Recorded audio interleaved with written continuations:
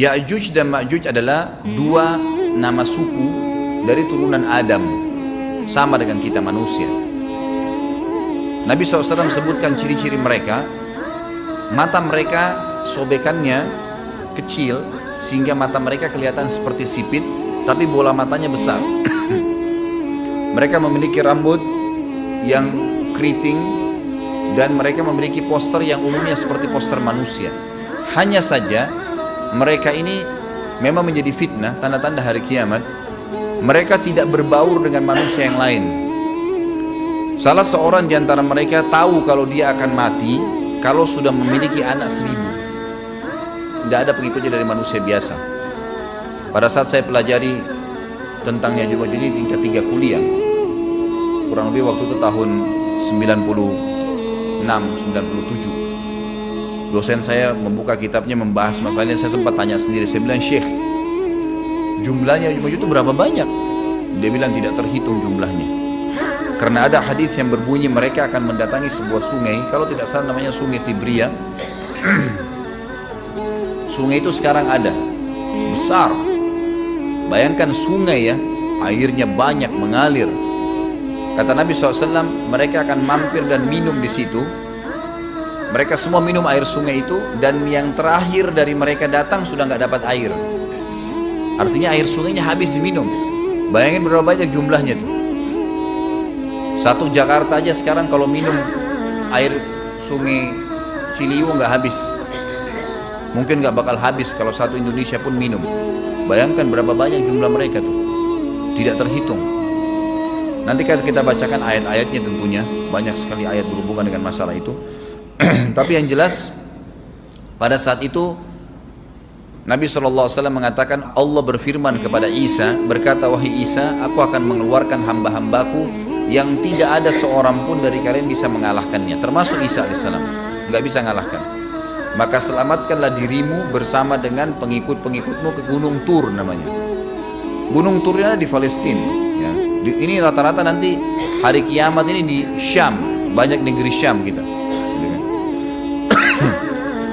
Maka Nabi Isa pun AS menyelamatkan diri dengan pengikutnya ke Gunung Tur yang diikuti sama orang-orang yang beriman.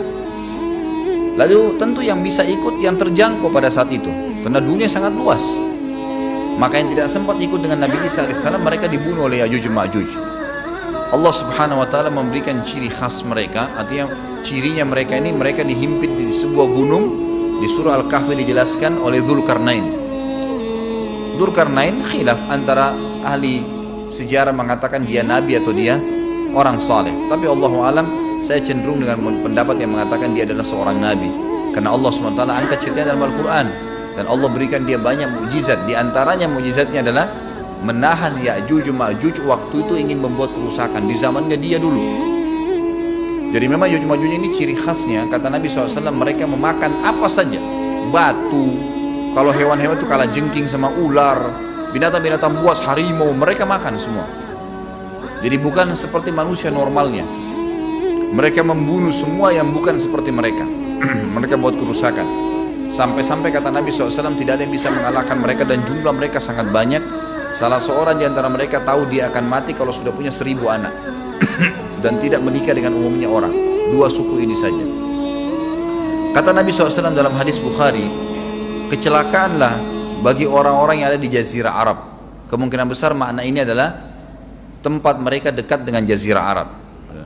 Sebagian, ada satu syekh dari Mesir, sekarang ada bukunya sama saya dan sudah terjemahan bahasa Indonesia, judulnya Ya'juj Ma'juj. Kalau Bapak Ibu mau beli bisa, ada judulnya Ya'juj Ma'juj, tapi saya lupa penerbitnya apa. Itu agak tebal, harganya mungkin sekitar 85.000 atau 100 ribuan lah maksimal. Itu khusus, dan beliau adakan penelitian, saya baca dan memang sangat konkret dan ilmiah. Beliau mendatangkan fakta kalau tempat Ya'juj Ma'juj yang disebutkan dalam Al-Quran itu ada di Cina, tembok Cina. Jadi seperti yang disebutkan dalam Al-Quran, 2 gunung yang disatukan, di antara celah gunung itu ditaruh tembaga-tembaga. Pernah pemerintah Cina mendapatkan ada celah dari tembok Cina itu yang bolong, waktu mereka mau tempel bolongan itu dengan batu tanah yang mereka biasa taruh sekarang, ternyata di dalam itu ada tembaga yang mengeras, dan seperti disebutkan dalam Al-Quran. di mana ya Zulkarnain mempertemukan antara besi-besi yang ditumpuk lalu dipanasi, dibakar sehingga menjadi meleleh, kemudian disirami lagi dengan timah yang meleleh juga dan dibiarkan kering sehingga menjadi tembok besi. Kata Nabi SAW, kecelakaan bagi orang-orang Jazirah Arab karena telah terbuka dari lubangnya Yajuj Majuj sebesar ini.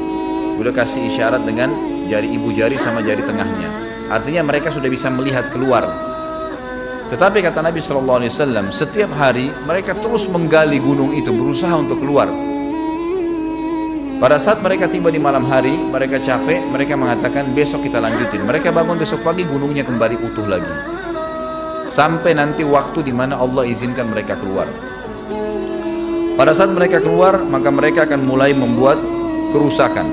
Ada di halaman 82 ya, Al-Anbiya 96 sampai 97 ayatnya. Ingatlah hingga apabila dibukakan tembok Ya'juj Ma'juj, bolong, jebol, dan mereka turun dengan cepat dari gunung-gunung itu, dari seluruh tempat yang tinggi. Kita tahu itu jaraknya berapa ratus kilometer, bahkan mungkin ribuan kalau nggak salah. Semuanya itu akan dipenuhi Ya'juj Ma'juj, dan telah dekatlah, kalau sudah terjadi itu, kedatangan janji yang benar, maksudnya hari kebangkitan. Maka tiba-tiba terbelalaklah mata orang-orang kafir. Mereka berkata, aduhai celaka kami, sesungguhnya kami dalam kelalaian tentang ini, bahkan kami adalah orang-orang yang zalim. Kenapa? Karena Ya'juj Ma'juj tidak lihat apakah kafir atau beriman. Mereka tidak butuh, bukan seperti Dajjal ya. Dajjal butuh jadi pengikutnya, oke, aman. Ini enggak, siapa saja ditemuin dibunuh. Dia enggak pandang, enggak mau tanya kamu dari suku mana, kamu agama apa, tidak dipandang. Orang-orang muslim pada saat itu, orang-orang muslim pada saat itu yang ikut dengan Nabi Isa AS berhasil selamat. Walaupun pada saat itu di muka bumi umumnya orang sudah beriman. Yang dimaksud di sini orang-orang kafir adalah adanya orang-orang yang masuk Islam karena terpaksa, karena mereka tidak terlalu faham pada saat itu, lalu mereka menganggap remeh informasi dari Nabi Isa AS. Maka mereka terbelalak matanya karena dibunuh oleh Ya'juj Ma'juj. Kata Nabi SAW di dalam hadis sahih riwayat Imam Bukhari, bahwasanya Ya'juj Ma'juj akan membunuh siapapun yang mereka temui. Bahkan pada saat mereka sudah merasa menguasai bumi, mereka melepaskan anak-anak panah mereka ke langit, lalu Allah menurunkan anak-anak panah mereka sebagai fitnah dipenuhi dengan darah. Maka mereka berkata, kami telah membunuh semua yang ada di bumi dan semua yang ada di langit. Maka sebagai penutup dalam bahasan itu kata Nabi SAW, Allah lalu mengizinkan Isa untuk berdoa kepada Allah agar memusnahkan mereka.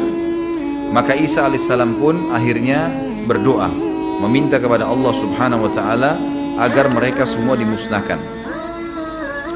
Maka pada saat itu pun Allah subhanahu wa ta'ala menurunkan kepada mereka hama.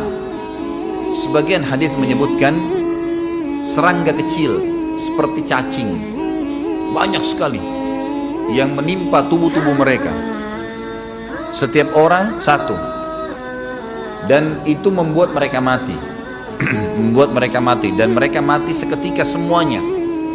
Jadi secara bersamaan semuanya meninggal. Allahu a'lam waktu itu berapa ratus juta jumlah orang Ya'juj Ma'juj pada saat itu, tapi semuanya akan mati dan seluruh muka bumi dipenuhi dengan jasad mereka. Setelah itu Nabi Isa alaihissalam pun berdoa kepada Allah subhanahu wa ta'ala agar menghilangkan jasad-jasad mereka yang baunya sudah luar biasa waktu saat itu disebutkan dalam hadis. Maka Allah subhanahu wa ta'ala mengabulkan dan mengutus dari arah barat burung-burung yang lehernya panjang dan pelatuk mulutnya besar, yang memegang setiap jasad Ya'juj diambil, diangkat, setiap orang satu burung. Bayangkan berapa banyak miliaran burung pada saat itu.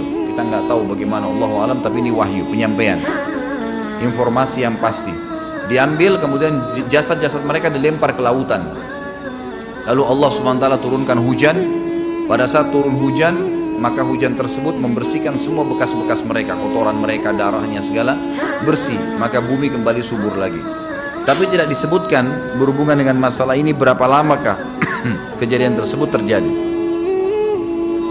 Kemudian setelah itu Isa AS memimpin lagi di muka bumi sampai beliau meninggal.